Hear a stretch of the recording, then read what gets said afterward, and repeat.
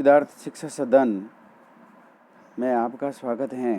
Class 10th विषय गणित अध्याय 17 केंद्रीय प्रवृत्ति के माप की प्रश्नावली।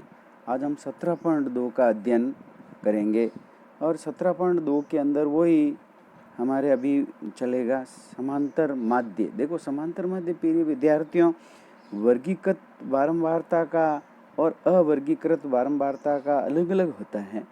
तो वर्गीकृत अवर्गीकृत बारंबारता अभी तक तो हमने पिछले वीडियो में मतलब समांतर माध्य तो पढ़ा था, लेकिन सीधी संख्या ही थी। आज हम पढ़ेंगे असतत श्रेणी यानी अवर्गीकृत श्रेणी या असतत बारंबारता बंटन से समांतर माध्य किस प्रकार से ज्ञात किया जाता है। इसके अंदर देखिए, सबसे पहले हम सूत्र बताएंगे या फिर जो जनरल क्वेश्चन है, जनरल जो बात याद रखनी है आपको वो है, माना कि चर x है और x के n मानों की बारंबारता निम्न बंटन में दी हुई। जैसे चर के मान x1, x2, x3 इस प्रकार से xn और इसकी बारंबारता f1, f2, f3, fn तक इस प्रकार से दी हुई है। तो यानी चर का मान भी है और उसकी बारंबारता भी है, दो चीज़ें दी हुई मिलेगी। जबकि इसके पीछे वाले वीडियो में हमने प्रश्नावली जब 17.1 का अध्ययन करा था तो उसमें हमने देखा था कि सिर्फ चर का मान ही था, उसकी बारंबारता नहीं थी।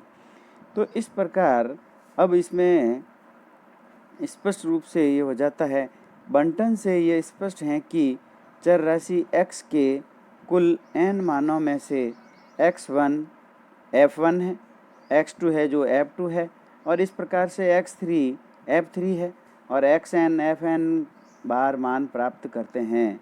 अतः चर x का औसत या समांतर माध्य x बार कहलाता है।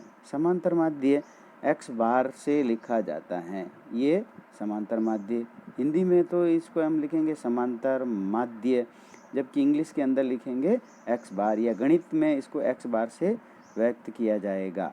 अब देखिए प्रिय विद्यार्थियों, इसके लिए तो फिर सब सूत्र भी बनेगा, यानी f1 बार है जो अर्थात x बार बराबर हो जाएगा x1 प्लस x2।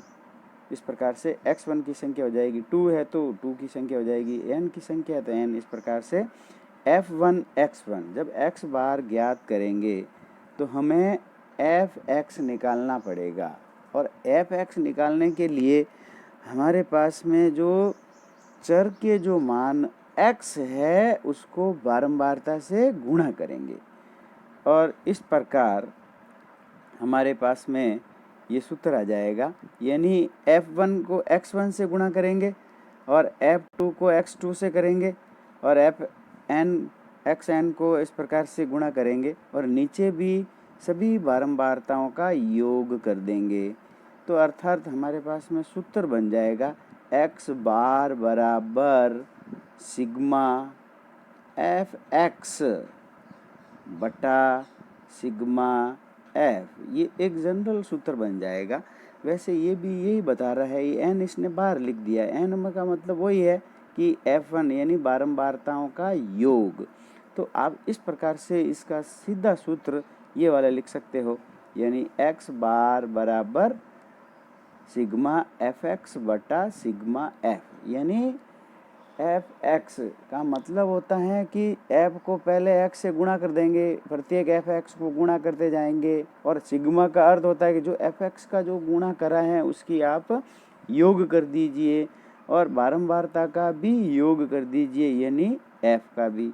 अब देखिए इसके अंदर बता रहा है कि सबसे पहले क्रियापद में आपको क्या करना है, उसमें भी आपको पहला स्टेप आपको सबसे पहले ये करना है। सबसे पहले बारंबारता बंटन से बारंबारता सारणी इस प्रकार बनाते हैं कि पहला स्तंभ चर होना चाहिए और चर x होना चाहिए तथा दूसरा स्तंभ चर मानों की बारंबारता यानी f होना चाहिए। यानी पहला सारणी में हम जब बनाएंगे तो यहाँ पे x लिख देंगे और दूसरा खंड होगा उसमें हम f लिखेंगे, यानी यहाँ पे चर के मान होंगे।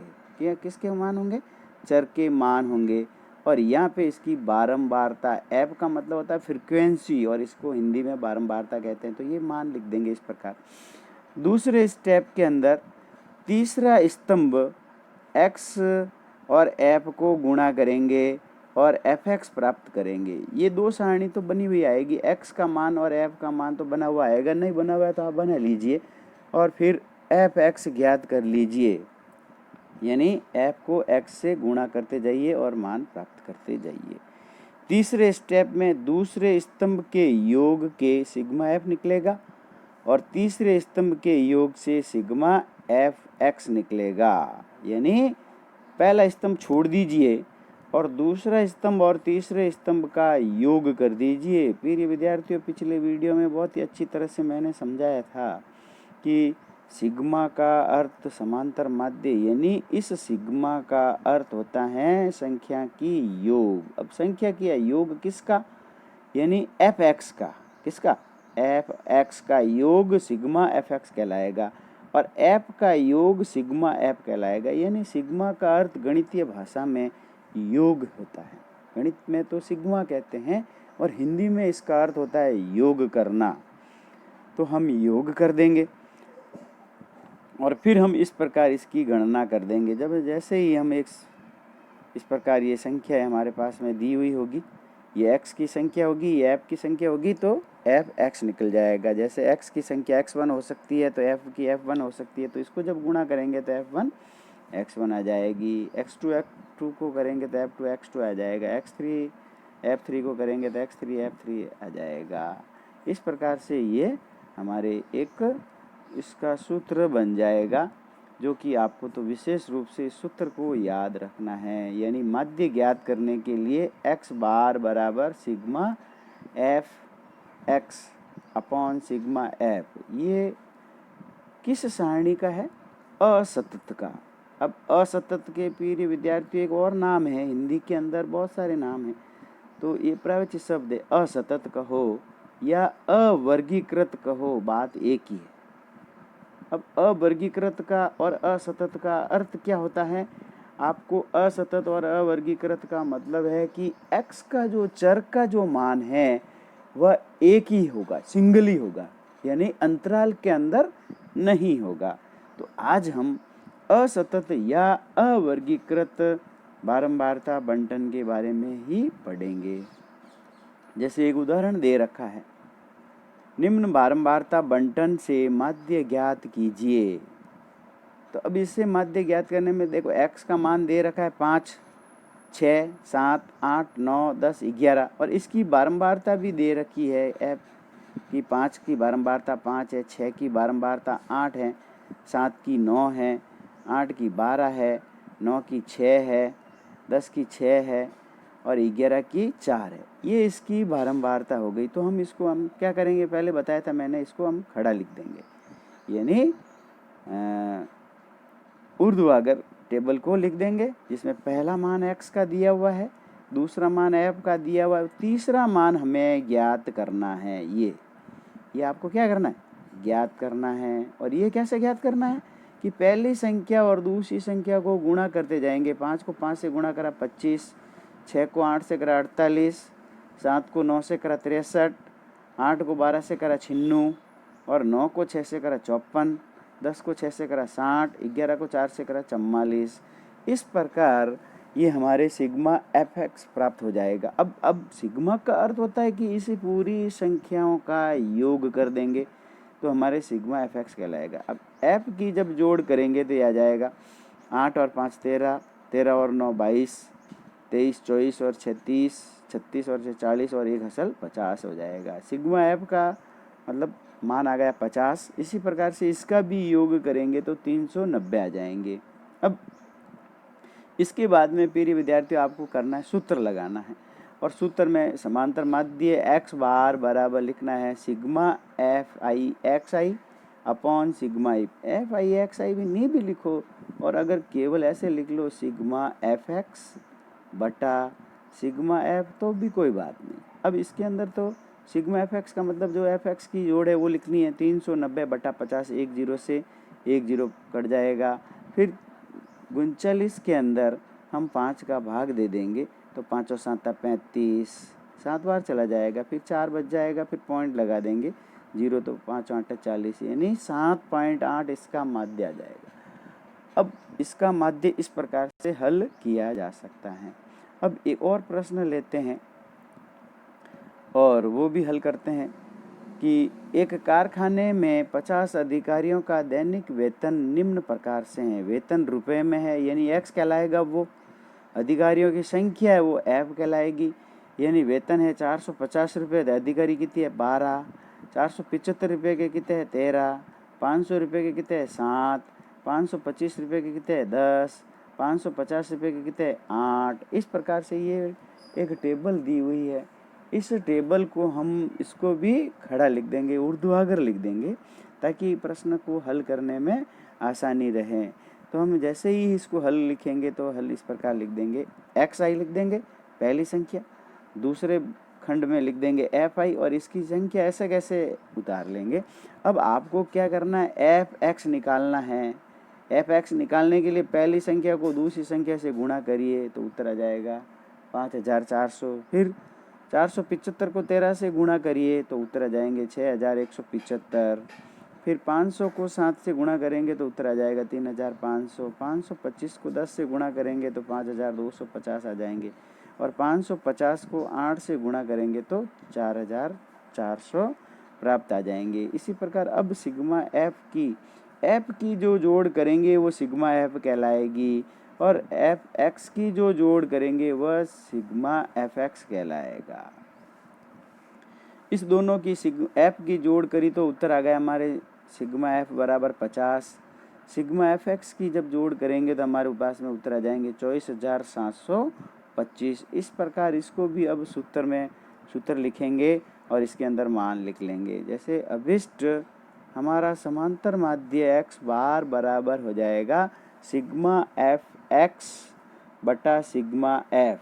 अब सिग्मा एफ एक्स का भी मान रखेंगे 24725 बटा सिग्मा एफ का मान रखेंगे 50। अब देखिए ये संख्या किसी से 0 ऐसे नहीं काटते कि 5 के पहाड़े से हम इसको विभाजित कर सकते हैं, तो 5 के पहाड़े से विभाजित कर लेते हैं तो यहाँ आ जाएंगे 10, और यहाँ पे जब इसको विभाजित करेंगे तो आ जाएंगे ऊपर 4945।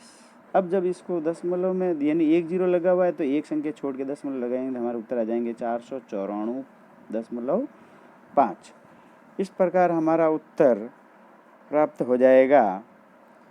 तो समांतर माध्य, ये अभी बता दूं प्रिय विद्यार्थियों कि समानांतर जो माध्य होता है वो समानांतर माध्य भी 3 प्रकार से हल किया जा सकता है। देखो अभी तो हम किसका पढ़ रहे हैं, असतत का पढ़ रहे हैं, और असतत का पढ़ेंगे फिर ऐसे कैसे सतत में भी पढ़ेंगे, और सतत में पढ़ेंगे तो फिर तो इसमें भी ये 2 टाइप के, देखो असतत के अंदर या अवर्गीकृत के अंदर आपको ये ध्यान रखना है कि जो चर का जो मान है वह एक संख्या में ही होगा। किस संख्या में होगा, एक संख्या में।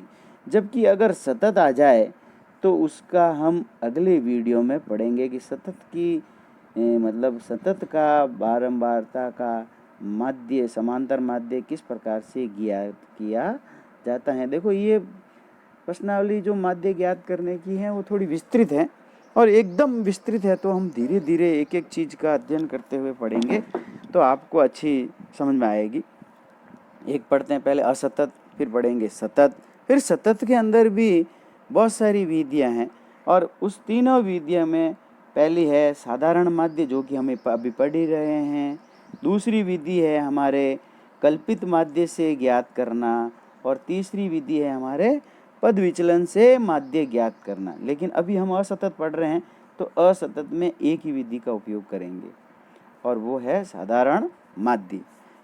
प्रश्नावली एक्सरसाइज 17.2 का भी एक प्रश्न देखते हैं कि निम्न बारंबारता बंटन का माध्य ज्ञात करने का कह रहा है। ऐसे कैसे प्रश्न लिखा हुआ है, एक्स में संख्या है और एफ में भी संख्या है, तो आप इसको ऊर्ध्वाधर लिख दीजिए यानी खड़ा लिख दीजिए। तो हम खड़ा जब लिखेंगे तो पहले लिख देंगे पहला खंड एक्स का हो जाएगा, दूसरा खंड एफ का हो जाएगा, तीसरा एफ एक्स का हो जाएगा, तो एक्स की जो मान है वो हो जाएगा 0.1 की बारंबारता 30 हो जाएगी। फिर इसी प्रकार से जब इसको गुणा करेंगे तो 30 को जब 1 से गुणा करेंगे तो 30 आएंगे, और इसमें जब वापस एक संख्या पॉइंट छोड़ के लगा हुआ है तो वापस हम एक संख्या छोड़ के पॉइंट लगाएंगे तो इस जीरो का मतलब खत्म हो जाता है।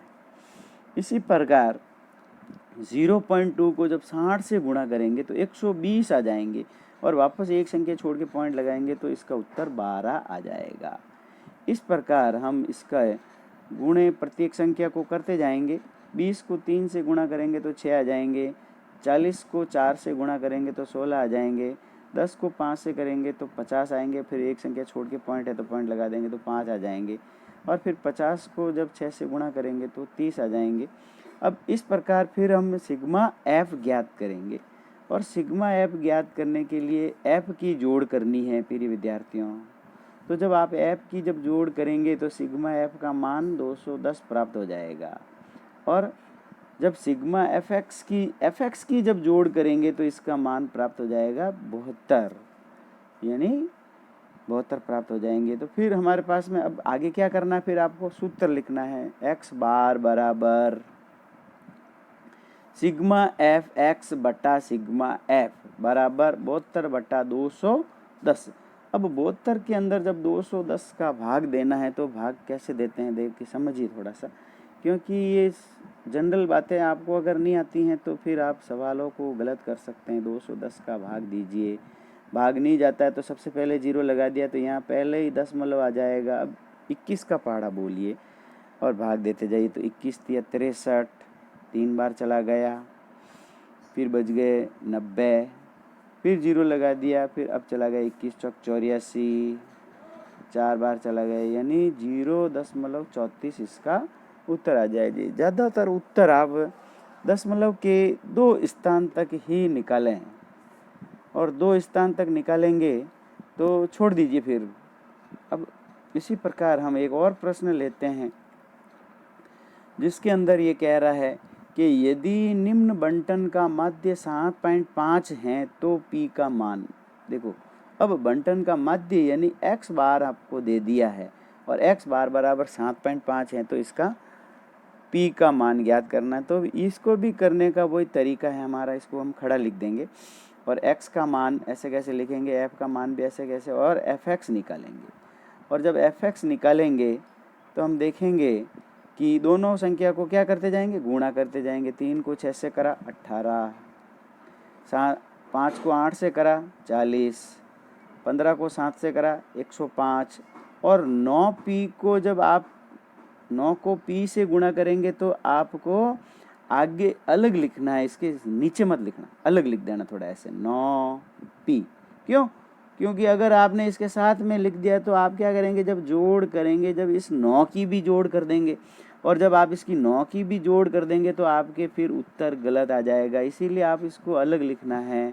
इस प्रकार आगे जब लिखेंगे 11 गुणा करेंगे, 11 को 8 से तो 88 आ जाएंगे, 13 को 4 से करेंगे तो 52 आ जाएंगे। अब इसकी आप ऐप की भी जोड़ कर देंगे, तो चर और अचर की अलग अलग जोड़ करते हैं, ये विशेष ध्यान रखना है आपको। तो सिग्मा एफ बराबर प्राप्त हो जाएगा 41 प्लस p, और सिग्मा एफ एक्स प्राप्त हो जाएगा 303 प्लस 9p। ये देखिए मैंने बताया था 9p अलग लिखना है ताकि आपको जब जोड़ करें, जब आप इसके बीच में ये प्रॉब्लम नहीं आए। तो कई विद्यार्थी ऐसे करते हैं 9 की जोड़ भी साथ में कर देंगे तो फिर गलत हो जाएगा, तो ये ध्यान रखना, इसको आपको अलग लिखना है। अब फिर सूत्र में मान रख दीजिए। अब जब आप इसमें सूत्र में मान रखेंगे तो समांतर माध्य यानी x बार बराबर हो जाएगा sigma F x upon sigma F. समांतर माध्य की जगह पे लिख देंगे 7.5, सिग्मा एफ एक्स की जगह पे लिखेंगे 303 प्लस 9p बट्टा 41 प्लस p लिख देंगे। अब क्या करेंगे, इसको वज्र गुणा करेंगे, बट्टा 1 लिख के 7.5 के नीचे बट्टा 1 लिख देंगे और इसका वज्र गुणा करेंगे। जब इसको वज्र गुणा करेंगे तो 41 प्लस p इंटू 7.5 ऐसे कैसे आ जाएगा, और इधर आ जाएंगे 303 प्लस 9p। जब 41 को हम 7.5 से गुणा करेंगे, इसको 41 को हमने 7.5 से गुणा करेंगे, और p को भी 7.5। देख, ब्रैकेट के अंदर 2 संख्या है और ब्रैकेट के बाहर अगर एक संख्या है तो इस संख्या को 41 से भी गुणा करना है और इसको p से भी गुणा करना है, ये दोनों से करना है। कई विद्यार्थी एक से कर देंगे और हल कर देंगे तो उत्तर गलत आएगा उसका।